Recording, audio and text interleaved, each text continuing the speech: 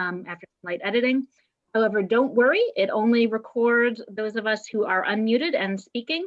So as long as you stay muted, you won't be part of that recording, so don't worry about that. Please use the chat function to ask any questions that you have at any point in the evening. We will store them up, and Davith and I will pose your questions for you at the end of the event. And then last but not least, before I hand things over for introductions, I just wanted to thank everybody for your ongoing support of independent bookselling, of Northshire in particular, and independent businesses in general.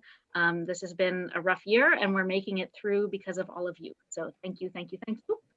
And then Davith, take it away. Well, thanks so much, Rachel. It is a real pleasure to finally introduce the Mary McCarthy Prize-winning writer Annette Binder to the Northshire audience. Her in-person event was one of the many that I was very saddened to cancel last year because of the pandemic. But she's finally here tonight to present her historical novel, The Vanishing Sky, which is also a Northshire staff pick from our Manchester bookseller, Tambra. And we are very lucky to be joined for this virtual event by Sandell Morse, whose book, The Spiral Shell, A French Village Reveals the Secrets of Jewish Resistance in World War II, was just on Monday shortlisted for the Sarton Award for its compelling narrative honoring the lives of women. Please join me in welcoming to Northshire Live, Sandell Morse and Annette Binder. Thank you so much, Davith and Rachel. It's such a pleasure to be here with Sandell this evening to talk about her lovely memoir, The Spiral Shell, and my book, The Vanishing Sky. What we thought we'd do is just share some pictures with all of you, a little bit about what inspired our books, my fiction and Sandell's nonfiction. Do just a short reading or two from the books, and then just really chat, Sandell and me, and then hopefully all of you, a little bit about some of the themes that our books share in common. It's a little surprising that a book that's set in World War II Germany, among a sort of ordinary family, not a family that's heroically resisting the regime in any way, but is sort of living through the regime, would have so much in common with the stories revealed in Sandell's memoir about French people who did heroically and at great risk to themselves resist, but yet they do. And so I think it's always interesting to talk about some of the commonalities of people's experience in wartime. And so I thought I'd just tell you all a little bit about the book and then just share a little bit with you. The Vanishing Sky is set in Germany during the last 6 months of World War II, and it really tells the story of a mother named Etta Huba, who's trying to hold her family together just as the Allies are starting to break through Germany's western fortifications. Etta's older son, Max, has come home from the Eastern Front, basically suffering from a mental breakdown, and she really struggles mightily to hide his condition from the authorities, because she knows that if they find out how sick he really is, they'll take him from her, and then he may well die in captivity. Her younger son, at the same time, Georg, who's only 15, has run away from his post in the Hitler Youth and is trying to make his way back home to her. And in many ways, this story was inspired by my father's story. And so I thought I would share with all of you just a few images.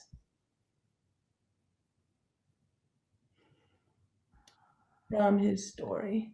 So my family is from the town of Marktheidenfeld am Main, which is in Unterfranconia, which is in Bavaria in southern Germany.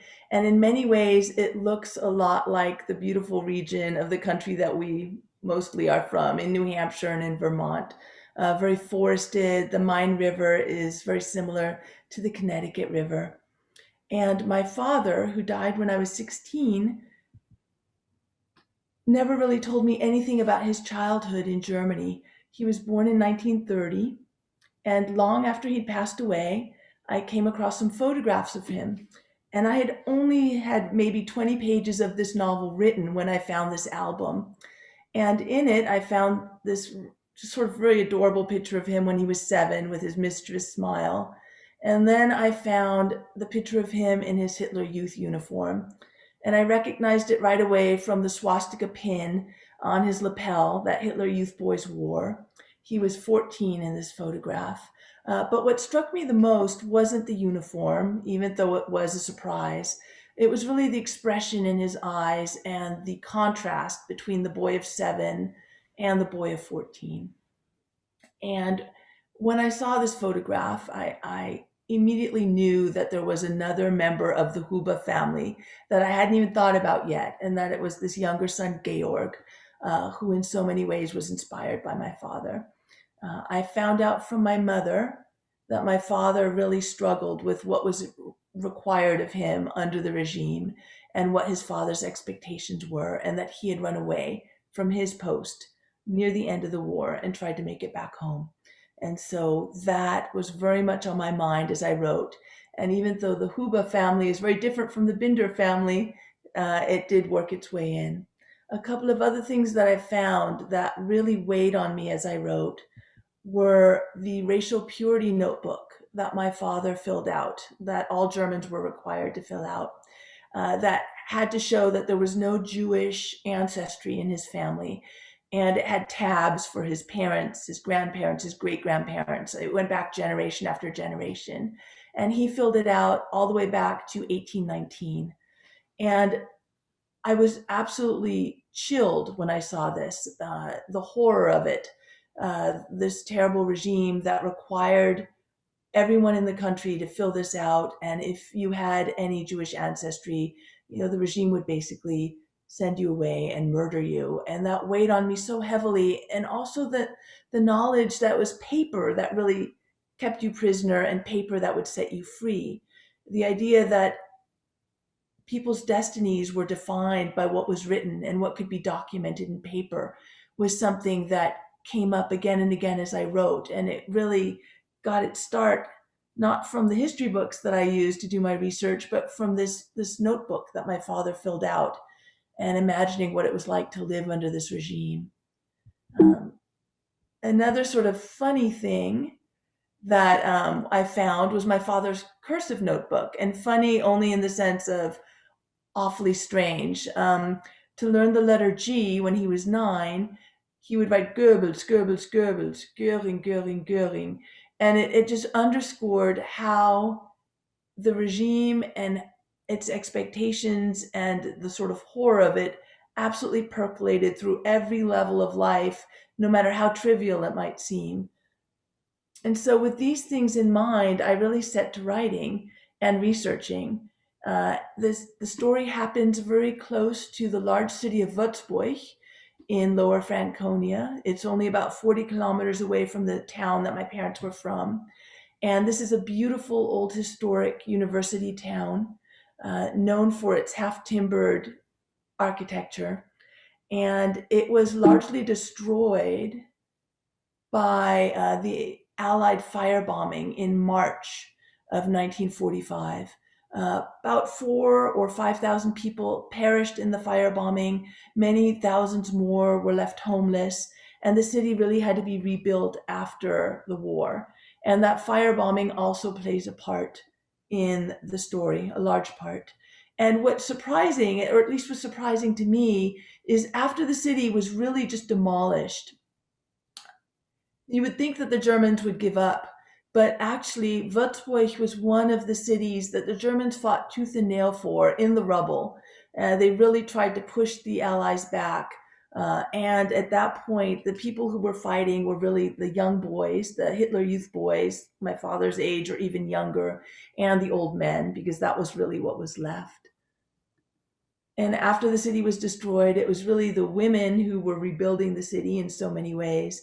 And people were looking for their loved ones in an era when we didn't really have any way of communicating, just using chalk and writing on the rubble. And again, that was something that really stayed with me. One thing that my mother told me is that her father, one of her earliest memories of her father was him coming home from the bombing just 1 month before that destroyed the train station in the city of Würzburg. And she remembers his winter coat torn and bloodied. But again, the thing that stayed me with the most was really this image of my father. And I kept that on my desk, and that's what's sort of stayed with me as I wrote. So I thought I would read a little bit about the bombing in the book. It's just a very short excerpt. And in it, the mother Etta is trying to get her son Max out of the psychiatric hospital. And the bombs have started to fall. And she knows that if she leaves him there, he almost certainly will be killed. And because the bombs are starting to fall, she thinks of this as maybe her chance to break him out, to free him. She ran ahead, stopping as she went to see about finding him some shoes. She was shameless the way she walked into the sick rooms. Patients lay in their beds and slept. Some laughed at the rumbling outside. They slapped their palms against the bed sheets. An old man gave her a long look. "It's about time," he told her. "I've been waiting all day for my medicine." He held out his hand as if expecting a tablet or a cup full of syrup. She found a pair of scuffed leather shoes in his trunk. She looked around for socks too, but found none. "Forgive me," she said, reaching for his hand. "I've got no medicine for you." She squeezed his fingers. The old man held on to her hand, and when she tried to step back, he pulled her close. "They're coming," he said. "They're finally here." She unhooked his fingers from around her wrist and took the shoes. She went to Max, who was leaning against a doorway. She knelt at first, but her ankle hurt, and so she sat down hard on the floor.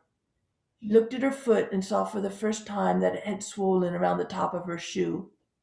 Max held on to her head for balance. The shoes were 2 or even 3 sizes too small for him, but he didn't seem to care. She loosened the laces and stretched the tongue to give him more room. "They're tight," she said, "and you'll blister." He smiled and walked with her, and he would not be hurried.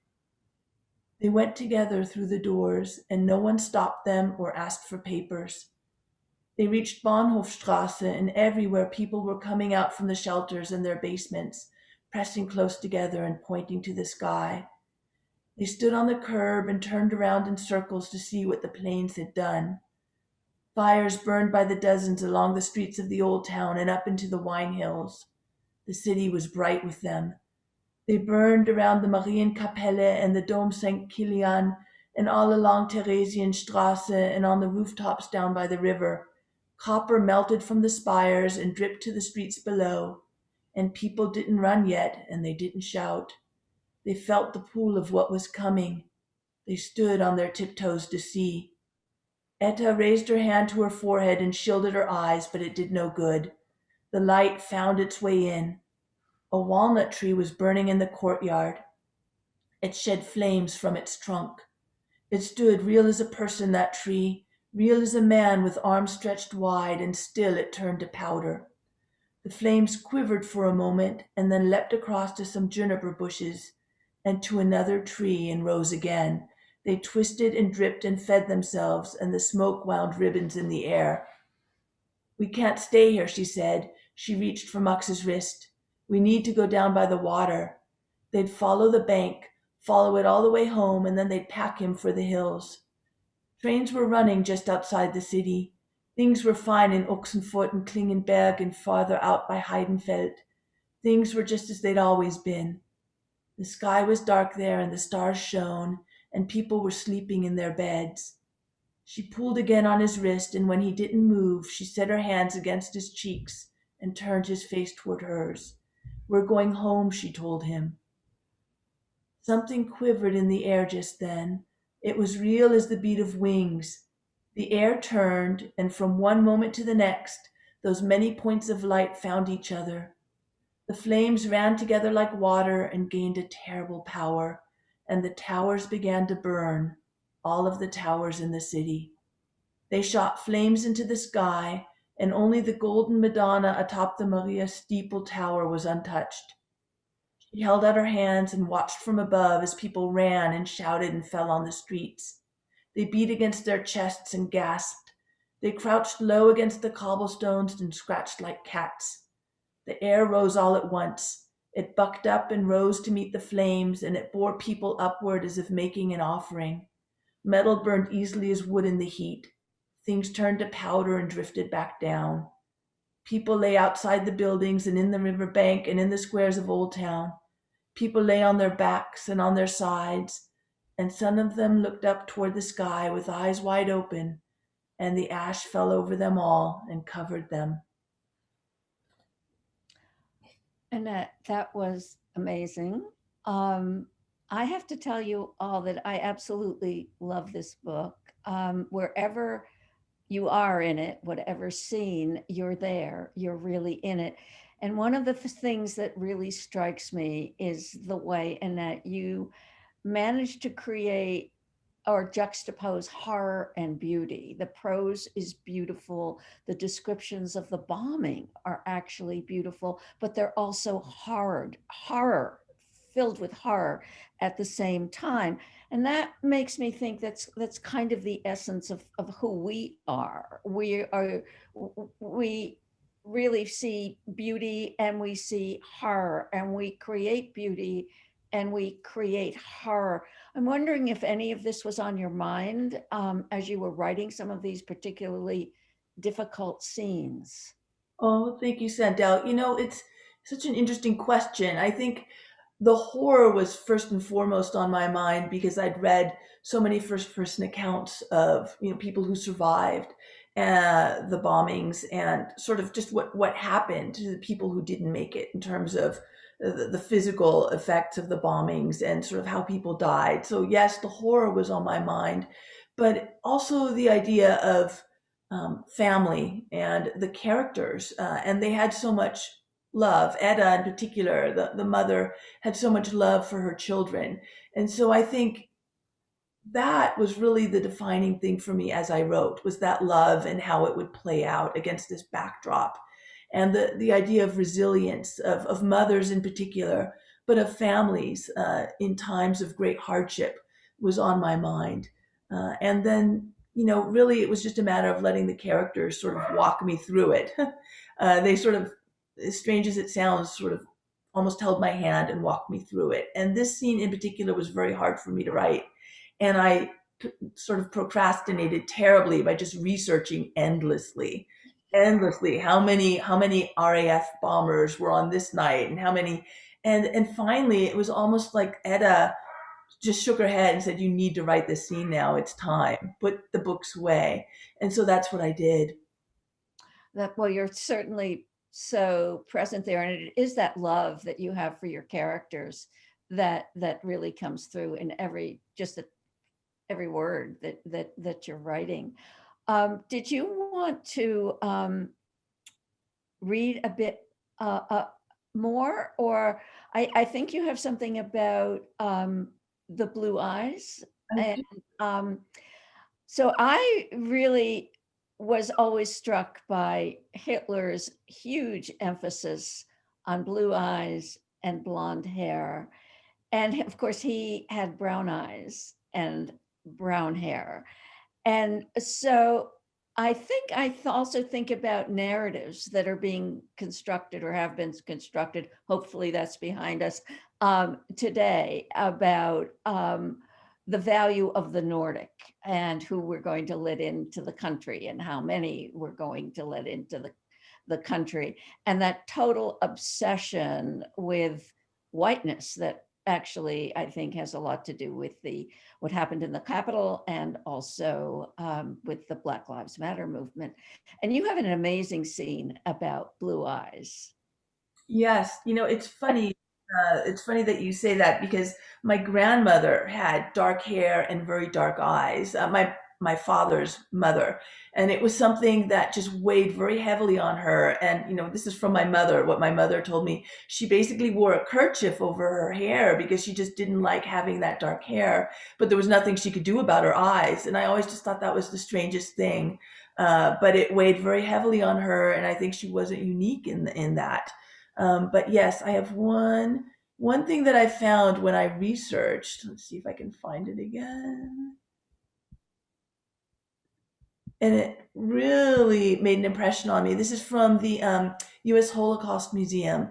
The Nazis were obsessed with eye color, and not just, blue or brown. They actually had a set of glass eyes that were numbered, and they would compare people's eyes to that for purposes of racial classification.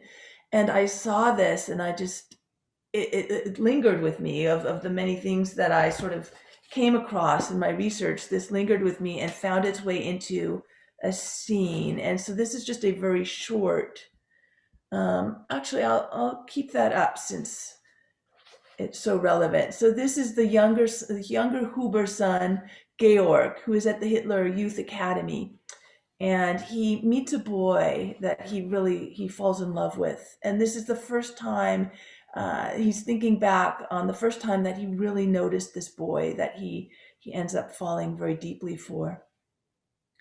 The doctor had come especially from München just a few months before. They were still at the academy then, and Georg hadn't even spoken yet to Müller. The doctor wore a fine wool suit. He'd called them together and opened a folding box, and they waited in line, unsure. This was when Georg first saw Müller, really saw him and how different he was from the others. The line moved slowly up the length of the assembly room and into the hallway. All morning they waited for their turn. The doctor lifted one glass eye after the next to find a match. His touch was tender as a mother's while he held their heads and looked. They held their breath when he leaned in, even the dark-eyed boys like Georg, hoping that he might see something beautiful in them. But he marked their forms and waved them each away. The doctor frowned when Müller sat down on the stool. "Come here," he said, waving for his assistant. "Come quick." They looked together at those eyes and conferred in hushed voices and looked again, and Müller smiled the whole while. What a waste of time. This is what he must have thought. Grown men playing with marbles. Let the boys have them instead. Throw them high into the trees with slingshots and scare away the birds. Set them into statues. Give sight to all those blind faces from ancient Greece and Rome. Müller answered the doctor's questions about his parents and their parents and his brothers and uncles and aunts, and the doctor wrote everything down. He scratched his head and adjusted his spectacles and looked at his notes and nodded at Müller. The boys were getting restless. It was time for lunch, and they could smell the sausage cooking and the hot dumplings. The doctor rubbed his chin, and the clock chimed in the tower.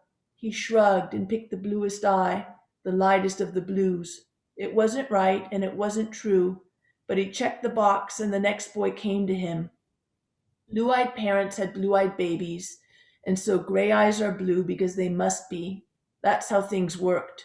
Truth was iron bent over the anvil. It needed pounding sometimes. It needed the hammer. Müller had looked at Georg when he stepped down. The doctor was still writing in his journal, and the other boys waited their turn. Müller had put his cap back on, and the light fell slantwise across his face, and he was beautiful. Every time Georg looked at him afterward, he saw only gray in those eyes, only gray and no blue. Thank you. Beautiful. And that line about truth needing to, could you read that once more? Can you, that? It's, truth was iron bent over the anvil. It needed pounding sometimes. It needed the hammer. And it's truly amazing to me the way so much resonates for today in your book. And probably, did you have any thoughts about the material at that time being so resonant today? I wrote this so long ago. This book took 8 years to write a first draft. And then it sat in a drawer for another 8 years because I thought, well, this is never going to see, the light of day. So I'm just going to call it my drawer novel. And I'll be very grateful that it gave me the chance to develop an ear for what I look for in my prose, and that it introduced me to these characters, and I'd call it that, I'd leave it at that. So I wrote this section probably in 2001. It feels like a lifetime ago. Yes.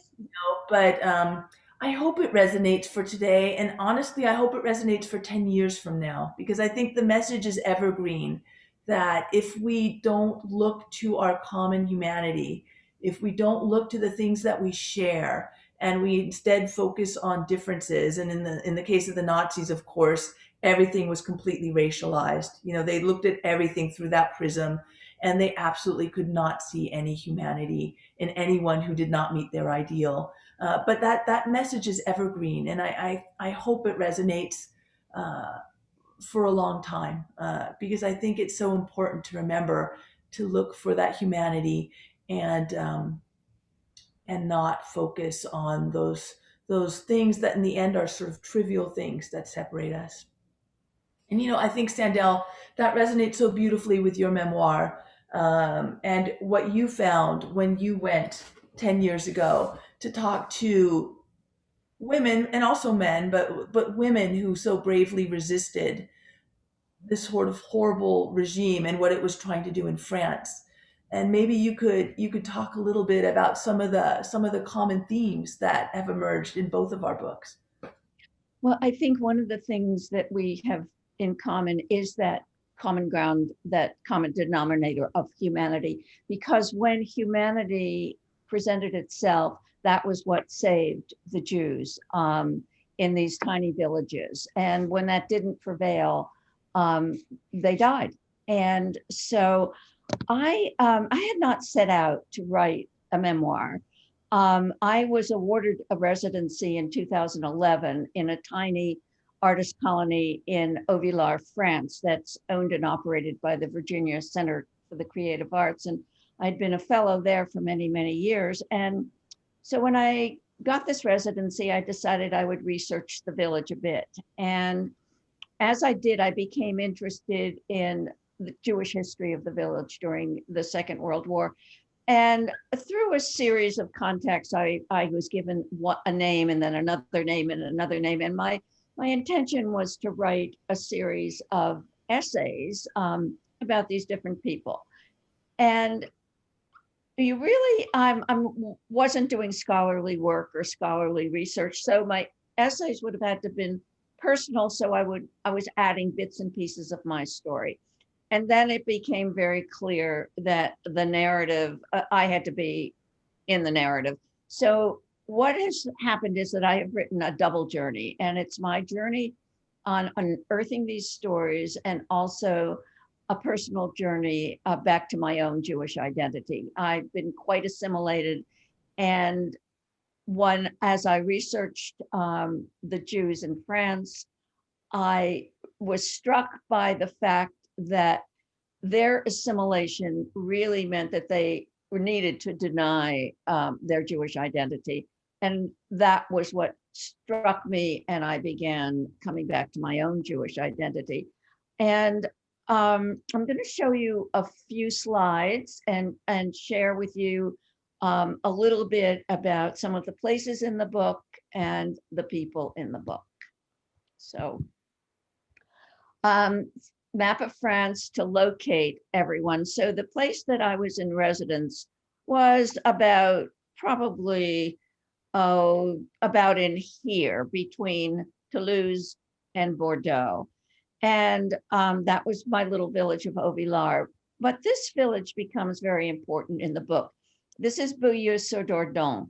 And one of the people that I met when I started doing this research was Germaine Poliakov.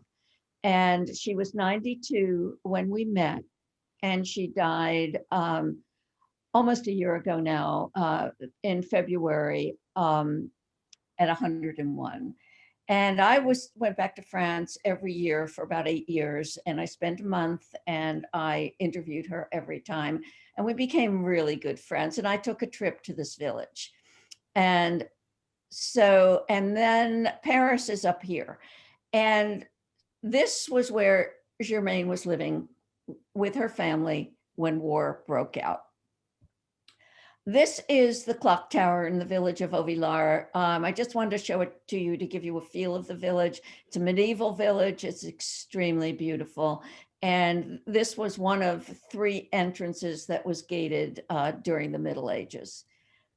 this is the house in Beaulieu-sur-Dordogne, and this was a quote unquote secret house where Germaine was one of 4 caretakers that protected Jewish refugee children. But when we talk about common humanity, what you don't see in this picture are, they're all in the foreground, a statue of the Virgin and Child, a restaurant that was owned by the same people who owned this building. And they rented this building to the Jewish Scouts. Now, the Jewish Scouts were a normal scouting organization before the war, but they turned their entire organization into a rescue operation for Jewish refugee children. And the family was Catholic who owned the restaurant and the building, and they were resistors, and they knowingly rented to the Jewish Scouts. Another thing you cannot see is the huge Abbey of St. Peter in this same little square. And when I was talking with a local historian, he said to me, everyone knew this was a Jewish house. And so when you talk about the common humanity, these villagers walked to Mass every Sunday. They passed this house and it survived. And every child in the house survived except one. And she was so homesick and she insisted on going back to Paris to her family, and the entire family was deported. So this is Germaine during the war inside the house. This is her friend Sultan, who was another caretaker. Sultan is her nom de guerre, and Germaine's nom de guerre was Maki. And this is a radio. And this is an antenna going up the wall, and they illegally listened to French free radio. And that house had to close in 1941 because it became too dangerous. But Germaine by then had married, and she and her family sheltered in Beaulieu-sur-Dordogne for the rest of the war. This is her firstborn child. This is Daniel. And this was taken when he was 3. He was born in 41. So this must have been 1944, toward the end of the war. And he's standing in front on the steps in front of the flat that they rented. And this is Daniel when I met him in, I guess it was 17, 18. And he went back to Beaulieu-sur-Dordogne, and he's sitting on the same steps. And this is Germaine the last time I saw her, which was a year ago this past October. And as I said, she was 101 at that time. So I will stop screen share. And I am going to read you just a little bit. One is a very short passage, and the other one is also a short passage. And this is takes place, I'm visiting Germaine in her flat, and I am actually meeting Daniel for the first time. And Daniel wore jeans, a navy blue pullover sweater with 2 gray stripes at the chest and 3 buttons and a collar that was askew. He was nearly bald and so handsome with his crystalline blue eyes that I immediately remembered a story Germaine had told. One day in Beaulieu-sur-Dordogne, when Daniel was 3, 2 Nazi soldiers approached on the sidewalk. Germaine held tight to Daniel's hand, and as the soldiers passed, she overheard one say to the other, "Oh, they make such beautiful little Aryans here in France." I remembered an archival photograph of another boy, about 3. This boy had dark eyes, dark, sad eyes. He raised his hands in surrender, pinned to the lapel of his tiny jacket a yellow cloth Star of David. And in my imagination, I saw them side by side, the supposed Aryan child and the unnamed Jewish child. One would live, one would die. And that same day, at the end of our interview, we were sitting around the table, as I always sat around the dining room table when I visited Germaine, and always had lunch, and usually her signature apple tart, which she baked. I think maybe the last visit was the only one where she hadn't baked that tart. She was amazing. A spirited exchange erupted at the table. Earlier, we talked of Germaine's bicycle, the one she rode through post-war Paris, pedaling the children to school. Germaine remembered 2 baskets, one draped over the handlebars and one attached to the back fender. No, Daniel said, only one basket on the front for Arlette. Yes, of course there was a basket for Aline, Germaine said. No basket, Daniel said. Aline rode on the seat. And you? Germaine asked. I rode on the back. Daniel recalled a steep hill and his mother speeding down without brakes. He touched his index finger to his temple. She was crazy. We all laughed because we loved Germaine's craziness. We loved Germaine. And this was what united us all. Love crossing cultures and crossing a sea. As for that second basket, I believed Daniel, and it was as if I were seeing them all, Daniel, Aline, Arlette, and Germaine, holding tight and speeding into their day. We need many voices to tell our stories, for the truth lies not in each voice, but in the context of our blended notes. I, too, the storyteller, imagined my version of Germaine on her bicycle, placing her in the warmth of a spring day, pedaling the rutted streets and dodging piles of rubble. Somewhere in the midst of our different stories, we find our common humanity. Sandell, that is so beautiful. That is beautifully written, and it's such a beautiful thought, because I think there are moments of grace even in the most horrific circumstances. You know, if both of our books were just about the horror and didn't have those moments that humans make for themselves, those moments of grace and of redemption, it would be a very hard read indeed, and it would be a very hard life if we didn't have those moments. But I think there's something else too, which is in play there, which is the importance of telling stories and sharing those stories and carrying those stories on, and how sometimes people are silent. I think the Germans are known for being very silent about what happened in World War II, and that silence sort of passes on through generations. And it sounds like the same thing was true even of people who acted very heroically in France. But stories in so many ways are really our redemption. Telling those stories, writing them down. My father would be 90 now. He was just 14 at the end of the war, and he'd be 90. Pretty soon, the people who have living memory of those events will be gone, and all we'll have left is their stories. And I think that's such a sobering thought. You know, my entire life, I've sort of looked to World War II veterans as sort of the ones who are carrying these stories, and they're not going to be around for. No. Germaine was so delighted that I appeared in her life. She was married to Leon Poliakov, who was a very famous French historian, and he accompanied the French delegation to Nuremberg, and he actually documented during the war because a rabbi told him to and said, you better take this down. And every time someone came to the flat, they were there to interview Leon. And when I appeared, she said, you want my story? You want to interview me? And I said, yes. And it was a gift for both of us, truly.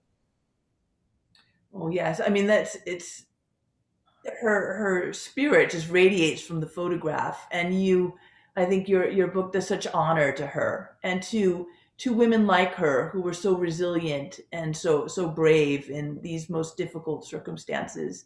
And, even as I wrote, I wasn't thinking about anything other than my characters, but the resilience of mothers was something that was percolating through my head, and it sort of came out in the story as well.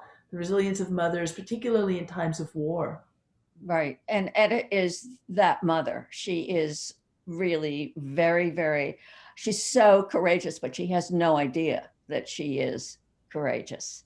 She's just simply acting. Oh, I have a line in the book that reminds me of that, where I talk about courage as being basically who we are, not necessarily brave acts. So, and Etta is certainly that person. That line in your book really resonated for me. I think it sort of just stopped because it's, so often we hear people say, it's what you do and not what you are. But sometimes I think there's something about certain people that allows them to behave to have moral clarity and to sort of have the vision of what they need to do, but then also to have the courage to do it. Yeah. And that's something intrinsic in some people, perhaps. And I think that line really rang true for me.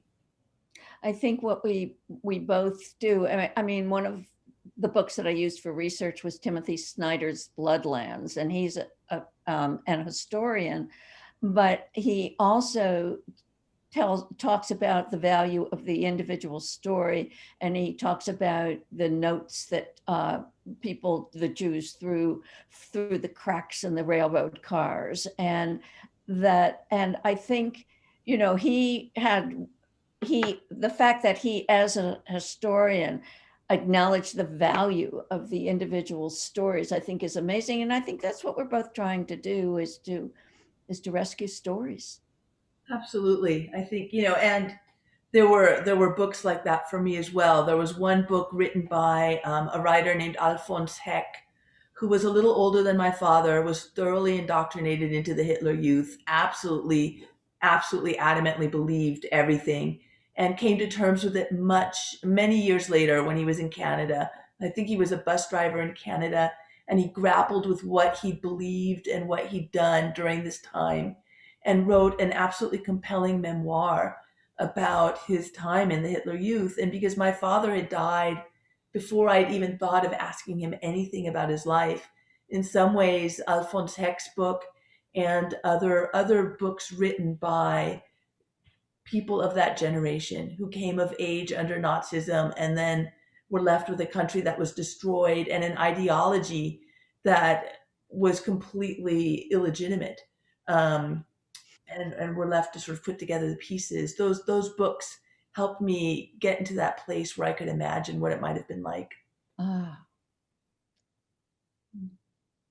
you think we should open for questions? Sure. So audience, please go ahead and type any questions that you have into the chat, and Davith and I will pose them for you. But I thought I'd kick it off with a question for Annette. How has any of your remaining family responded to this book now that it's out there in the world? My mother is was just overjoyed when the book was accepted for publication. She was my biggest source because she really told me everything that she could remember of what my father had told her. And so I think my mother has always been my biggest cheerleader, and in many ways was the model for Etta in the book, even though they're totally different generations and different circumstances. So she's delighted. My aunt, my father had a much younger sister who was just a baby at the end of the war, and really doesn't have any memory of the war. And so I just sent her a copy of the book not that long ago because I don't see her very often and I'm not in close contact with her. But she also was helpful to me. What she had done was she transcribed my great-grandfather's journals of his time between the wars. And so his just notes about some of the day-to-day life in this small German town were absolutely invaluable to me. And so I think those are the only two relatives I have who have any knowledge of the war. And they're both, very excited. And similarly, Sandell, have you been able to bring any of your work back to the village, to the people there? Has any of it been translated? It hasn't been translated, but there is a small community of expats in Ovilar, and they're mostly British. And they have read the book, and one woman emailed me and said this should be required reading for everyone in Ovilar. I would love a French translation of this book, but so far not yet. I hope so, though. I'd love it. But one of the wonderful things that happened was Germaine actually died before the publication of the actual book. But I was able to bring her an ARC, an advanced reader's copy, and she wanted me to sign it. And I said, I really wanted to sign the real book. But I did. I signed it, and I am so happy because she did not live to see the book. I have a question for both of you. Can you tell us a little bit about how you both first encountered each other's work? Okay. So it was early in Zoom land, and I was scheduled to do a reading at the at a Concord, New Hampshire bookstore. And when I was doing the reading, I proposed that I do it with a friend I knew who was another writer and a wonderful interviewer. And so we went ahead and tried that. And it became clear that two were better than one on Zoom. And so this young woman who was the events coordinator asked me if I would interview Annette because we both had books that were about the Second World War. And I said, sure. And that's how we met. It's just really a lucky coincidence, I think, that we found each other and that there's so many interesting overlaps thematically between our work. So it lends itself, I think, to just all sorts of avenues. And there's, the age difference is I'm exactly the age of Annette's mom. And so I don't know, but we just connected. It's been wonderful. I particularly love the synergy of nonfiction and fiction on the same subject. That's really quite delightful. And that brings up the question of how much fiction is in the nonfiction and how much nonfiction is in the fiction. One of the things, Sandell, that you do so beautifully is you interweave, your own narrative and then the investigative narrative, but you also use your imagination to to sort of conjure what particular moments might have been like for the characters, for the people in your book. And I think that sort of threading through of the imaginative moments, it really adds a depth to the nonfiction. And I think the same thing is true, like all the sort of research that I had to do just in history books, German first-person accounts, all of that adds something to the fiction, and at a certain level, there's a sort of overlap. Thank you. Yeah. Did either of you consider writing in the opposite genre? Sandell, did you consider writing a novel? And Annette, did you consider writing nonfiction on this subject? I didn't feel like I had enough there. I sort of hit the mystery of my father and why he ran away from his post, and the sort of family dynamics, and there just wasn't enough there for me to do it. And so I think for me, using my imagination and using fiction was a way to imagine the stories that he might have told me had he lived. I started out as a fiction writer, and I published a lot of short stories and literaries. I've written novels, and I never published a novel. And then I started publishing essays. And then I decided, well, I'm going to just do nonfiction. I'm just going to do, and I also wrote another failed memoir that's on the shelf. I've got a lot of stuff on the shelf. And I was never going to write long again. And then I wrote long, and I ended up with a spiral shell. But I think that the imagining thing it's because of my fiction writing, and I use all of the techniques of fiction in my nonfiction. Mm-hmm. Yeah, I think I'm sorry, but there was another thing that I really, really felt with this particular material. I think I really, really wanted to give voice to these people who were left, and also to some of the wonderful people who helped me on my journey. I mean, there was a Gerhard Snyder, a German philosopher and theologian who retired with his wife to Ovilar, who was also interested in this subject. And he told me an amazing story that I share in the book. So yeah, I really wanted to give voice to these people.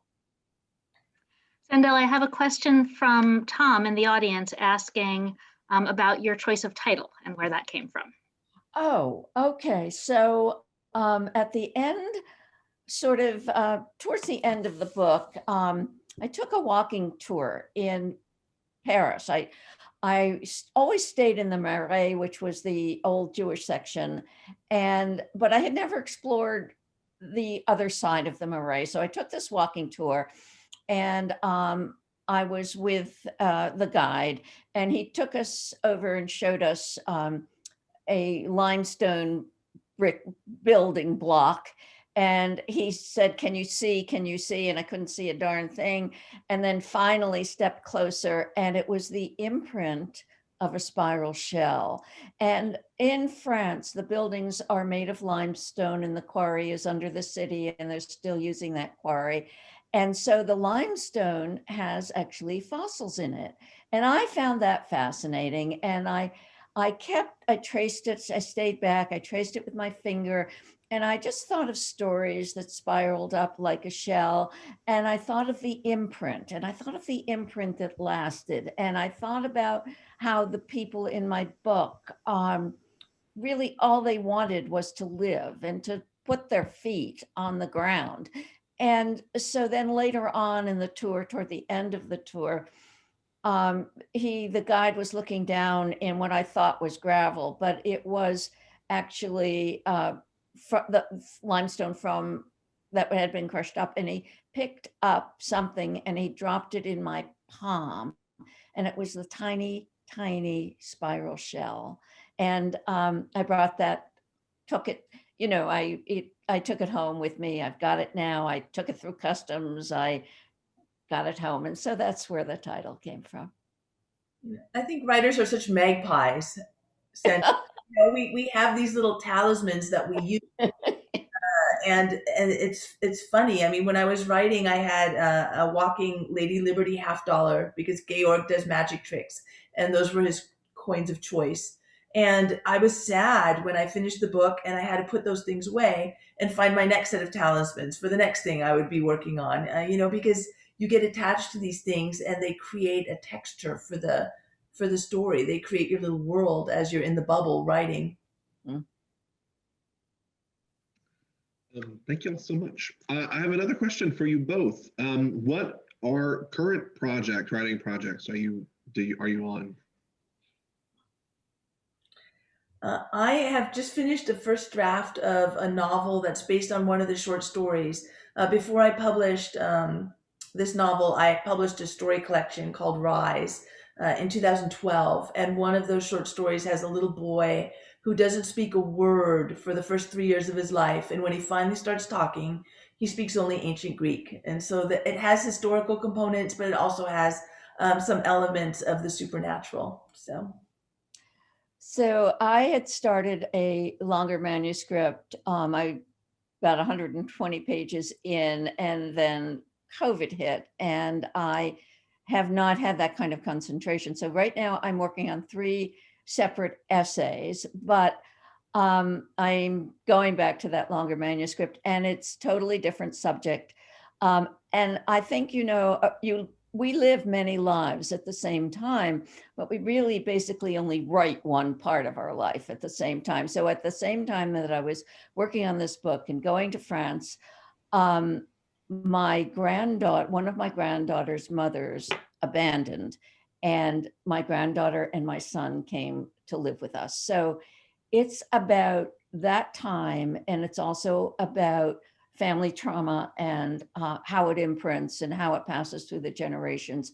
And it's also about race. My granddaughter her mama is Korean, and So it's got, I'm thinking, and mothering, and has a lot of the same themes, I think, that I worked with in the Spiral Shell. It's just an entirely different kind of story. Thank you both so much. There's a great comment here in the chat from Susan Bucksbaum. She says, so many books in the last few years are Holocaust related. And that's like what was said. The people that were there are not going to be with us much longer. So it is so important that we hear their stories. We are just about out of time, so I wanted to thank you both again. And any last thoughts on Susan's comment or? Just thanks to all of you. It's just been wonderful. And thanks to all of you for listening and staying with us. It's been wonderful. Thank you. Yes, thank you. Sorry.